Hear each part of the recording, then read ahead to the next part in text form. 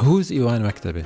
Iwan Maktabi is the creation of my father. So he opened a small gallery when he goes on his trips and he finds an esoteric textile or an unusual carpet, a tribal piece that is a bit awkward, and he would put it in this gallery. How is a carpet like that seen behind us? How is it made? Let's start with the oldest carpet ever discovered in the world. The oldest carpet is a 2,500-year-old carpet that was discovered in a frozen cave in Siberia. Persian carpets have a great reputation and they are among the top carpets ever produced in human history. Modern day Iran, when you go to a house, nobody walks with their shoes inside the house. Never.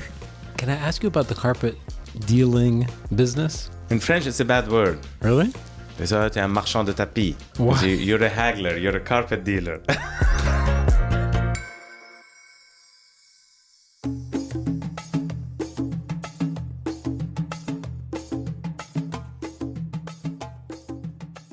Welcome to the afikra podcast. My name is Mikey Mhenna. We are recording here in Beirut at the Iwan Maktabi store, headquarters. Flagship store.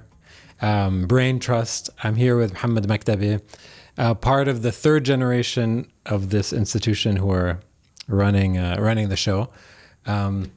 Welcome, or thanks for having us. Mikey, thank you. Excited to be with you on afikra and on this new format. Yeah, this is fun because it's always nice to interview friends. It's always nice to interview people who are afikra ambassadors and followers and friends of the program. So let's start with a really basic question. Who's Iwan Maktabi?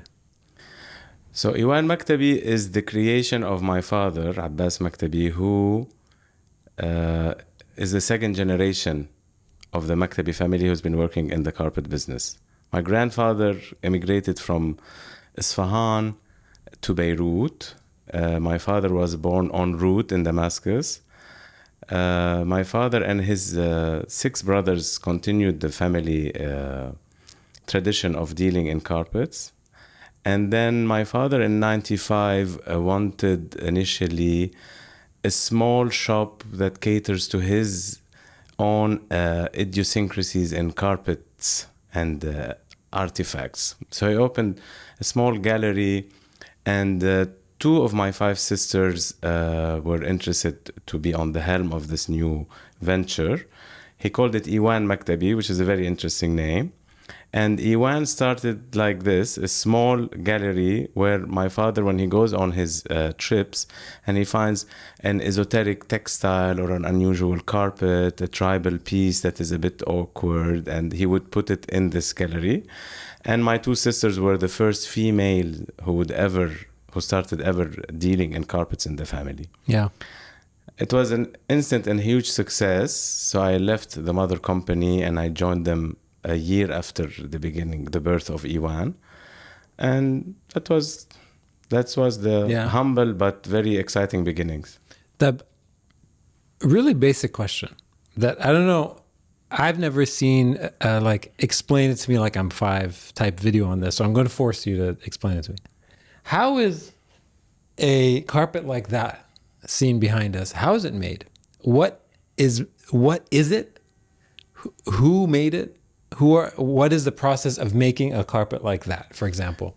Funny enough, it's a great question, because only today a very good friend of mine who knows my business very well asked me a question, do you make your carpets by hand? I told her, seriously? I mean, you don't know anything about carpet? She said, well, I never thought of asking. Yeah.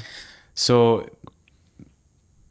carpets, let's start with the oldest carpet ever discovered in the world. The oldest carpet is a 2,500-year-old carpet that was discovered in a frozen cave in Siberia.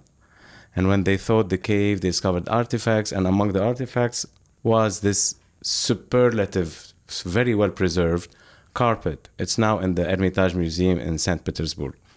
So already 2,500 years ago, humanity was weaving exquisite carpets by hand. And they were embedding their heritage, their culture, their folkloric DNA inside these carpets. To walk me through the process, like literally what ingredients, what fibers, walk Okay. me from the idea from conception to putting it on your floor. I like to separate carpets into two major main categories. Yeah. A carpet made in a tribe, so it's a tribal carpet, so it's made by a woman who weaves for a specific use for her family, as opposed to a city carpet that is made in a workshop. Let's imagine Shahabs, 17th century Isfahan with a royal court commissioning a carpet. So there are two specific, two very different ways. The hilarious thing is that you're like, everyone knows this sheikh, as if we know. Okay, yeah, let's imagine that guy.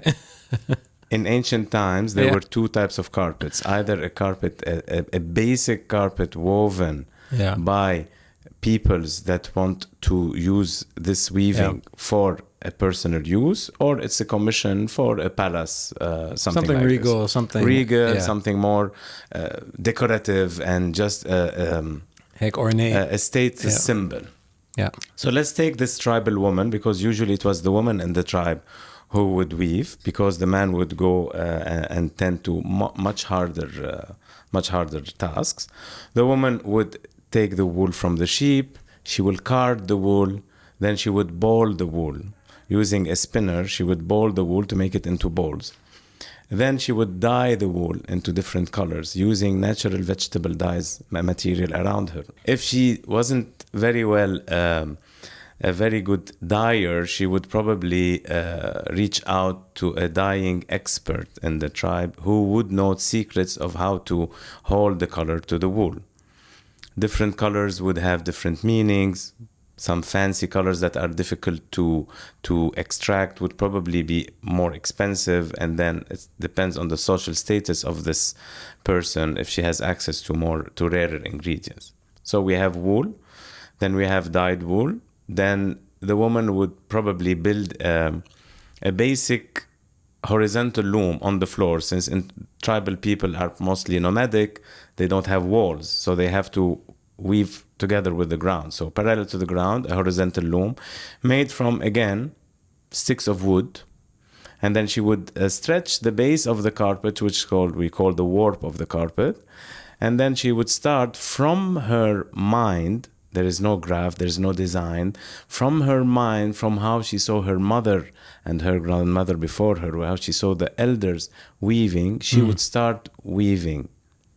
So the knot, which is the technique, is also inherited from the tribe, from her elders. Yeah. And then she would weave something that she would want to use. So either she would weave a door for the tent, or she would weave a storage bag to put on the back of the camel, or she would weave a storage bag that she can put the bedding inside the tent after when they wake up. The tribes need to roll their bedding and put it somewhere, so it would be a nice, beautiful ornamental bag where they can put their beddings, and which would be used when the nomads are moving from place to place, to put it on the back of the camel or the horse and move. So that's a basic hand-knotted item, woven out of necessity, and woven with a deep with a deep knowledge that goes way back with the person who is weaving. Yeah. Okay, I get it. Good. This is Carpets 101. Carpet 101. We're going to get to 102 هلا بعد شوي. So when you say that your family got involved in the carpet dealing business, where were those carpets coming from specifically? And did a specific place have a kind of a monopoly on producing the best carpets? So my grandfather, being Persian, being from Isfahan, being a native of Isfahan was the capital of the Safavid Empire. So it's a regal city. It's a big it's a capital of an empire. It's very rich, and it has its own carpets. Funny enough, one of the major carpet producing countries in the world is Iran, the Persian Empire. Today we call it Iran. Every city and every town and every village and every tribe gives its name to the carpet. So when you say it's an Isfahan carpet, it means it's woven in Isfahan. If it's a Kashan carpet, it's woven in Kashan. Sure. So there's a lot of great carpets woven all around this fantastic country, rich with culture, with different climates, different peoples, different ethnic groups. So the country is already, Iran is rich with a huge, long history of carpet weaving that comes from every village and every tribe and every city. So my father was basically trading. He was trading carpets from Iran. He was dealing between Baghdad and Damascus, which were the two capitals near Isfahan. Left Isfahan, immigrated to Syria, Damascus. He bought his house there, had his first two children there. Somehow made it to Beirut, and he saw a beautiful city, modern city with people talking different foreign languages. There's a mountain, there's a sea, there's modern women and men wearing European clothes. He said, this place is for me. Brought his family from Syria, established Hussein Maktabi and Sons in 1926. The company was established in 1926. So next year we will celebrate 100 years of Maktabi heritage in Lebanon. Wow. Here's a really stupid question. Why are carpets great? The Persian carpets great? Is it a technique that was developed? Is it related to agriculture? Is it related to some access to resources that they have that their neighbors didn't? Is it trade routes? Is it collapse of other economies and for some reason they have it? This is a great question that I always ask myself like this. I try to coin an answer when my clients would tell me, why do we say Sijed Ajami? Ajami means Persian, and in Lebanon and in the Levant, Sijed Ajami is equivalent with a great carpet. That's it.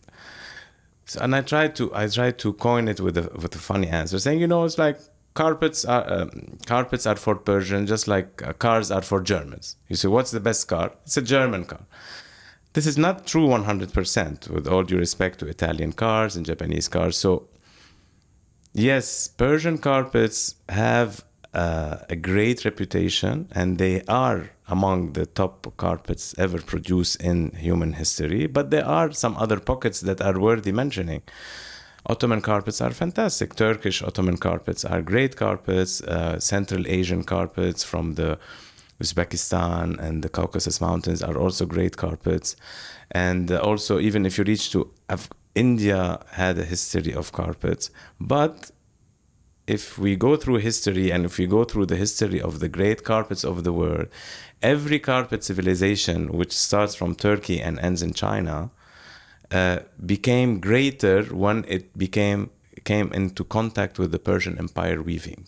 So the weaving in Iran, as you say, is somehow superior and superlative to the cousins, which are the Turkish neighbors from the Ottomans from this side, or Central Asian, or Indian from the other side. Did they all use the same techniques? Some people might hate me when I say that. That's okay. I mean, did they use the same techniques? Is it a technological advantage? Is it a access to resources advantage? No, because I think the Persian, it's an interesting thing to, and I'm sure a lot of carpet scholars have come up with different answers. But the Turkish carpets the Ottoman carpets are fantastic carpets. Yeah. They are fantastic in their own way as well. They have their own history from the early Ottomans and how they developed their design and how they developed their technique. But when you see, and the aesthetic is completely different. So I think it's very personal what people like and appreciate. Yeah. So if you see an early Ottoman carpet from the 15th and 16th century, if you see it in the Vakiflar Museum in Istanbul, it has a specific aesthetic. It has a limited color palette, and it has mainly geometric designs. And if you see from the same period carpet, a Safavid carpet, early Safavid carpet, in the Tehran Museum or in the Louvre in Paris, it's completely different. It has much more colors. It has much more minute details, and so it depends what you like. Yeah. So every human being, every person might be more inclined to like something bold, limited in colors, as opposed to something extremely ornate and that has richness and tells a lot of stories in a small space. Yeah. Do you have a sense of when this started becoming a huge part of every household? Because, you know, you're talking about in the beginning, there's tribal and then there's regal. When did the sort of the middle class or the middle... There is a historical point in time, which is the second half of the 19th century. Okay. Second half of the 19th century, there was a World Expo and some carpets were exhibited in Paris. And people... This is the expo that had the Eiffel Tower? Yes. Okay. I think so. Okay. Maybe. 1880. I think that's so, the yeah. one. And there was this discovery of these great carpets coming from faraway lands. And it was also a revolution in the industrial revolution. So there were boats crossing oceans, and people went to Iran and started importing carpets from Iran in order to fill the demand that was the rage in Europe and in the United States. Yeah. But it's worthy saying something, that carpets have always been sought after in households everywhere around the world. Phoenician merchants would go to Turkey and bring early Turkish carpets in the 15th century, and the carpets were extremely rare and expensive, and they made their way into the paintings of masters from the 15th century in Holland, in Italy, in Venice. So you see carpets that actually date from the date of the when the painting was painted. They are underfoot of a Virgin Mary, or they are on a table. They're considered as extremely luxurious items. Yeah. And they were sought after in the 15th century. So a Holbein carpet is actually, Holbein is the name of the artist, and it's an Anatolian carpet made in the 15th century in Turkey. And it took the name of the artist who portrayed it. Like the Lotto carpet is, again, the painting painted by the artist called Lotto, an Italian artist. Is there a golden age? Like, if I was sitting at a table of carpet aficionados,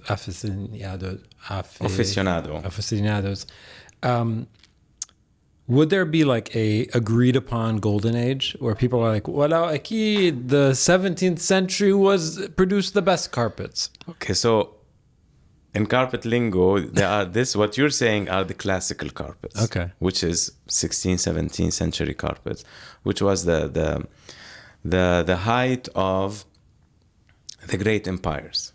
So Ottoman Empire, 16th century, top of the line.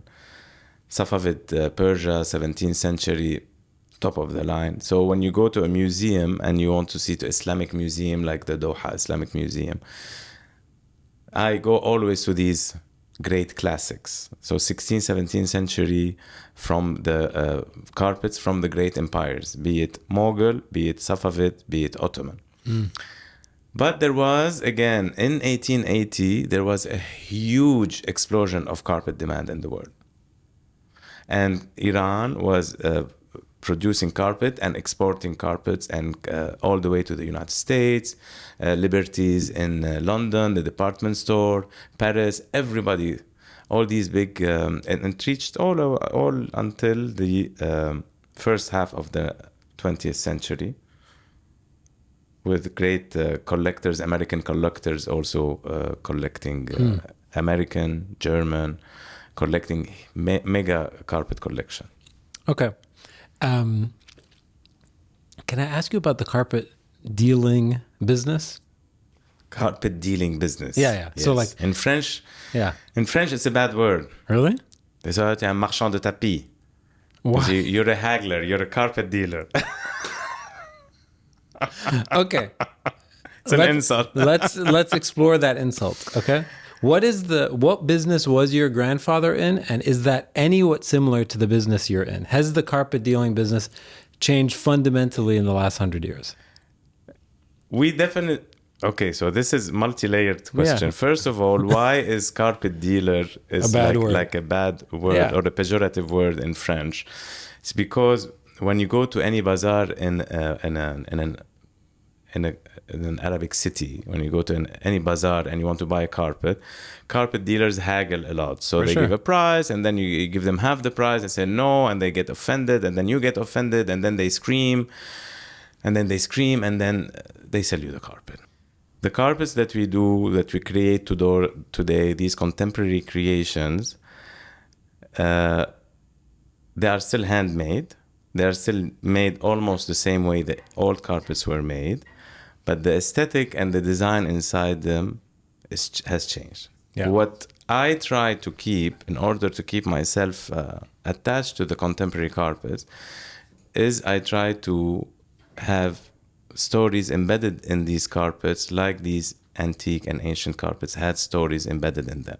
Maybe they are not as, how should I say, as long inherited from long lineage, but these are stories of these designers you collaborate with, these inspirations that come from culture, from art, from our daily life in a modern society. So if you walked into my house or you walked into somebody's house and they have a mass-produced carpet that is created to look like a knockoff of a hand-knotted carpet, God help you. a traditional I'm very Persian. judgmental when it comes to carpet and what people have on their floors. I want to know what your thoughts are. Do you have allergic reactions to this stuff? I told you I'm extremely judgmental, of course, and I make it known immediately. They can have anything they want on their walls. They can have anything they want. But if they have a mass-produced carpet on the floor, no. What's worse, a mass-produced carpet that isn't trying to look like a Persian carpet, or one that's trying to look like a Persian carpet?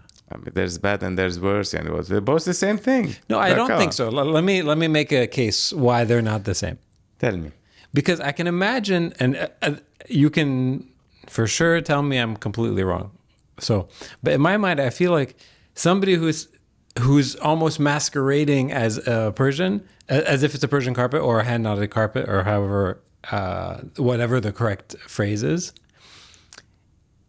trying to strip the most meaningful part of it. Yeah, take the essence. Yeah, take the essence and just have the exterior, right? It's like only the outside of the building, none of the actual heart and soul. Okay, I mean, being a purist, yeah, I could probably buy into your point of view, because at least you kept the facade. You kept the facade. No, and I think it's worse. I think it's worse that they have the facade. Ah, you think so? I think it's worse. I think at least if you want to copy a real Persian carpet, and don't go and create mumbo jumbo. Okay. No, and I think it's worse because I'm like, listen, if you're going to get the real thing. Okay, if you can't afford the real thing, wait until at some point you can. No? I think if you cannot afford diamond and you buy lab-grown diamonds until you can afford diamond, I think that's not bad. That's not bad, but the difference between a lab-grown diamond and what I'm talking about is that this is made mass-produced. This is mass-produced, and it's a real diamond isn't made with real heritage and culture and essence and heart and soul at all. Again, we are going into a direction that's very subjective and not objective, so I cannot say, but all I can tell you is that since I was a kid, there were mass-produced carpets that masquerade as Persian carpets. Yeah. Since I was a kid, so it's something that existed all forever. Yeah. Okay. So point taken. Thank you. I want to do a little bit of a tour of what we see here. So we're in your office. You very kindly curated some of the pieces behind us.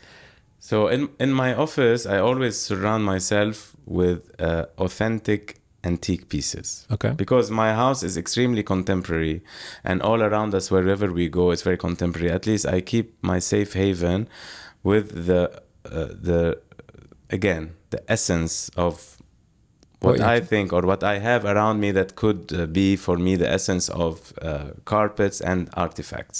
Yeah. Islamic art. So, for example, on the wall here, this is Shahrisab's Suzani. Shahrisabs is the name of the emirate in Bukhara that used to produce these. The women used to produce these Suzanis. A Suzani is a needlework, textile. So it's a hand-woven fabric covered with needlework, and the women in the family, when they have a girl that is born into the family, all the women started weaving in Bukhara the dowry of this girl made from embroidered silk, Suzani.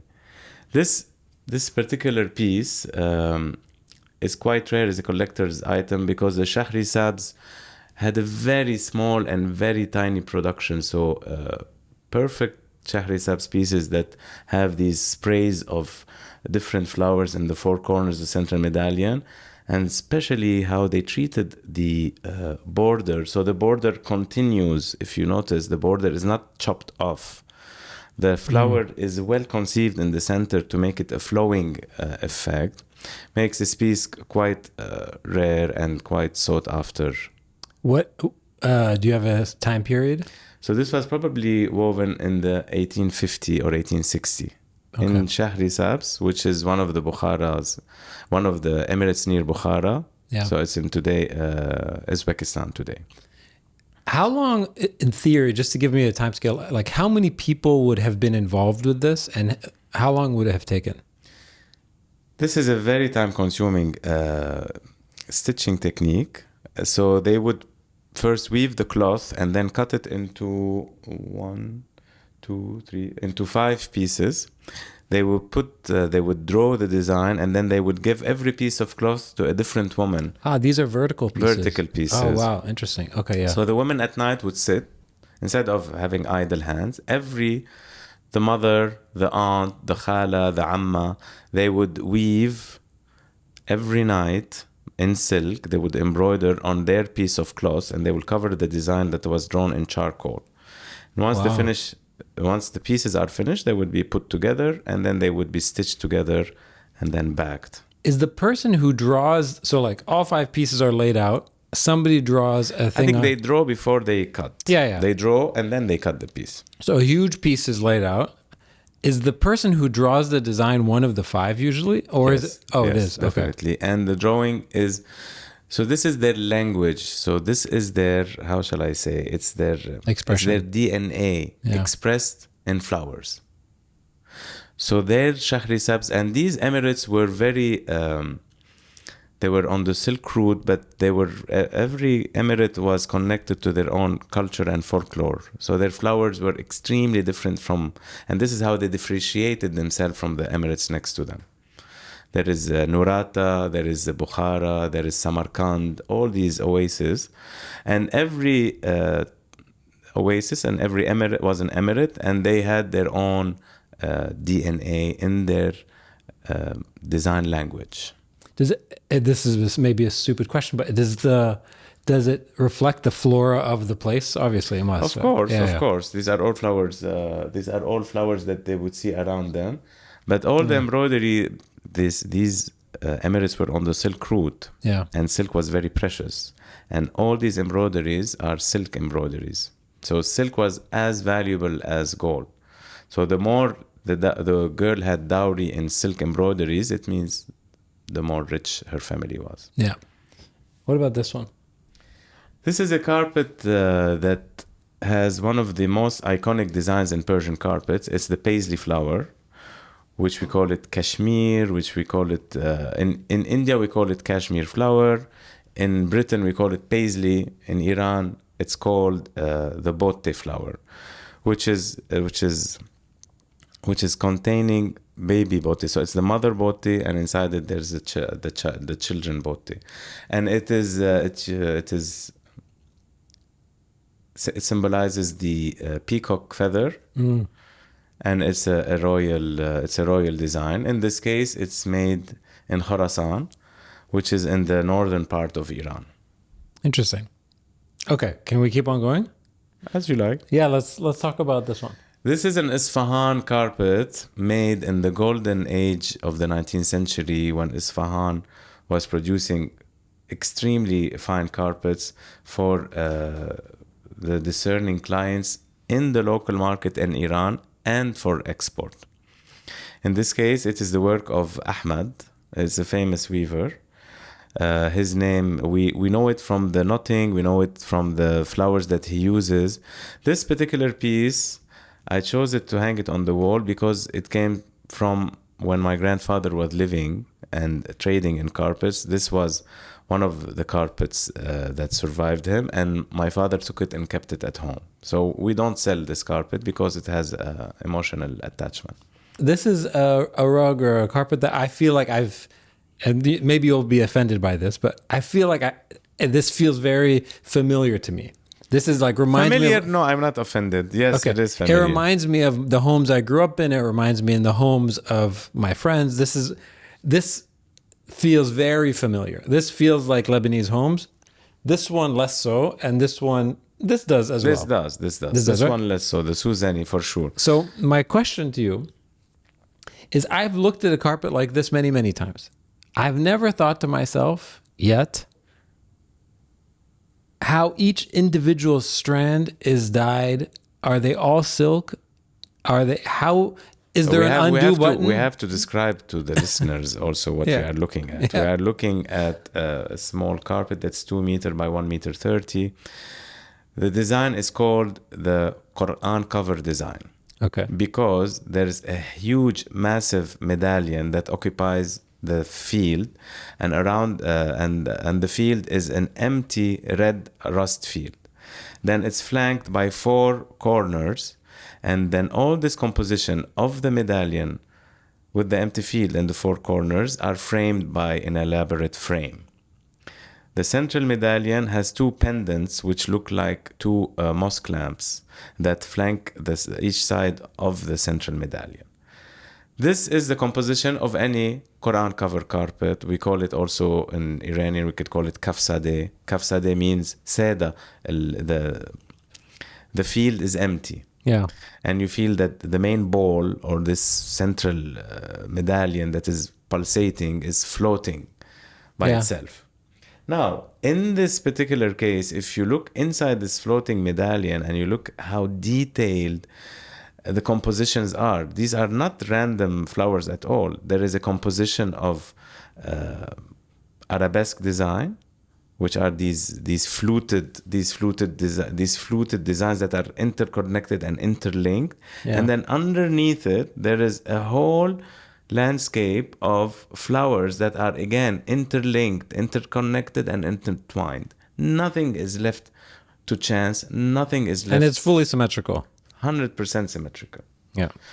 So there is a deep art involved in producing a carpet like this. Yeah. And it is not one person, it's not 2 person, it's a whole ecosystem that starts with, again. So this is a workshop carpet. So there was a master who decided on the size, the design, and how he wants the carpet to be and how fine he wants it to be. Since it's a workshop and a capital in an imperial capital. How fine do you? It's almost like the megapixels, like how literal. Yes, it fine. means how fine the knot, because these are knotted by hand. Yeah. So if he wants it's like a jet printer, it depends on the pixels or the photographs. The smaller the pixel, the higher the definition. When this was made, how long do you think the maker thought it would be around? Did he think I'm making something that's going to be around for 1,000 years? 1,000 years is a very long time. Yeah. So we don't have a lot of carpets that are around for 1,000 years, but carpets are cherished objects in Iran, in Persia. Yes, carpets, especially when they are like this, so they're already conceived to be a precious object. They are cherished in Persia and they are inherited. And for example, until modern day Iran, when you go to a house, nobody walks with their shoes inside the house. Never. and they only buy, the Persians in their country, they only buy perfect condition carpets.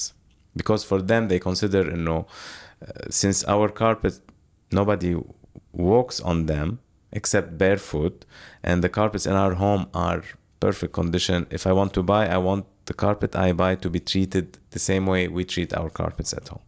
It's very specific for Iran. Yeah. The rest of the world is not like this at all. Yeah. But this is just an idiosyncrasy of the Persian market.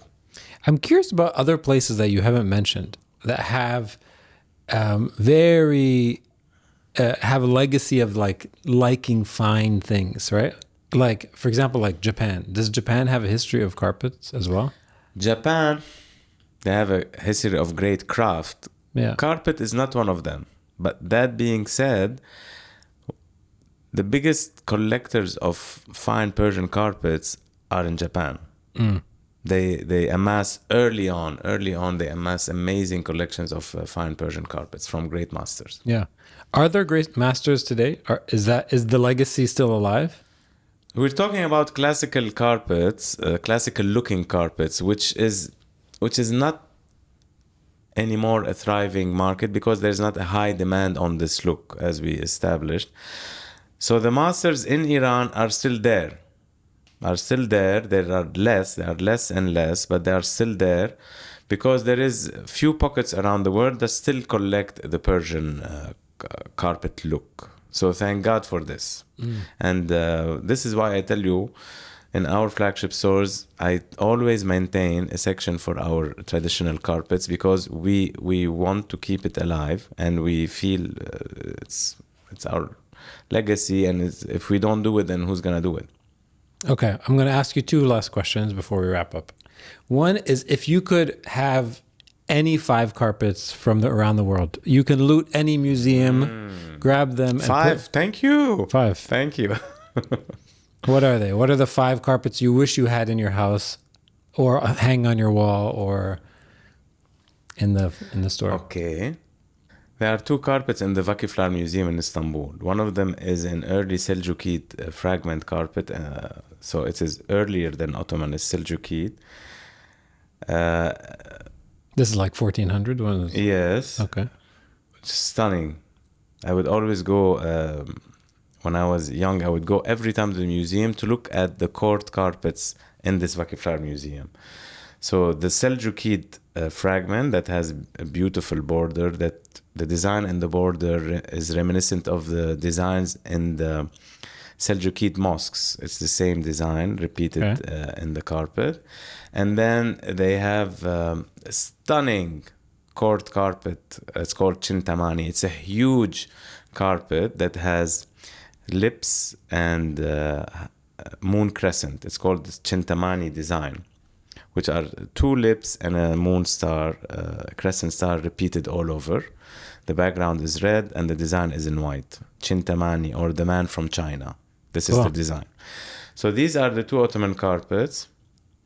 There is one Suzani from the Vogue collection. Mr. Vogue was, I think he was a German industrialist, and he collected early carpets. And he published a beautiful book on Suzanis, which is what's hanging behind us. He has one crazy Shahrisab Suzani that has flowers and colors you've never seen. I think it has the biggest number of colors in a single Suzani in the world. I'm buying time because I need to figure out which Persian carpets I want, because they are all great. And you can have more than 5, Mali. In our fantasy, you're allowed more than 5. I would buy a Safavid carpet I would steal a Safavid carpet in the Louvre, which has a fantastic all over design. It was produced for the Shahabs mosque. And I would probably I don't have a place for it, but I will have the Ardabil carpet from the Victoria and Albert Museum. Which one is that? Describe it. It's a huge carpet. They have it under glass, on the floor, under glass, and it only lights up a few times. It was discovered in the 19th century in a mosque in Ardabil, and it has a beautiful inscription. Actually, this is why I love the carpet. It's because of this beautiful inscription that says the name of the weaver, and he wove it to his. So the master weaver mentions his name and mentions the patron he produced it for, and he mentions the date, and it was 16th century. And it was produced for, actually, there were two identical carpets. They were produced for a mosque in Ardabil. And the carpet dealer bought both of them. One of them was in a tattered condition, so he cut it up in order to... The one that was in worse shape was cut up, and they took some pieces to repair the perfect condition, the better condition one. It sold, so the intact one then made its way to the V&A, and the cut up one is in the LACMA Museum in Los Angeles. What is the correct way to care for one of these things? So, I'll give you an example. The gas station dim Beirut. There's you see the guy in front of the car wash washing the carpets every single day. That's a very good carpet, by the way. Okay, great. If it's withstanding all this and it's still every the day same, and he's the face washing hasn't new changed. carpets. Every single day you see people coming, bringing carpets, and he's washing them. Is that the right thing? Should you be bringing them to your local gas before station? you reach that stage of hysteria, Yeah. let's take care of our carpets at home. When you have a carpet at home, usually it's in a room where the axis doesn't change, so the traffic is exactly the same. Yeah. So you need to rotate your carpet once a year. So at least it receives 6 months traffic from this side and then from the other side. Yeah, makes sense. Direct sunlight bleaches everything, including carpet. So make sure there is no direct sunlight on your carpet. And when your carpet receives sunlight, be it during the day or in the afternoon, just close off the shades. Then, before reaching the stage of deep washing your carpet, care for it daily, a little bit, just vacuuming it once a day, and then once a month just flipping it and vacuuming the back because some dust might have encrusted in the back. Yeah.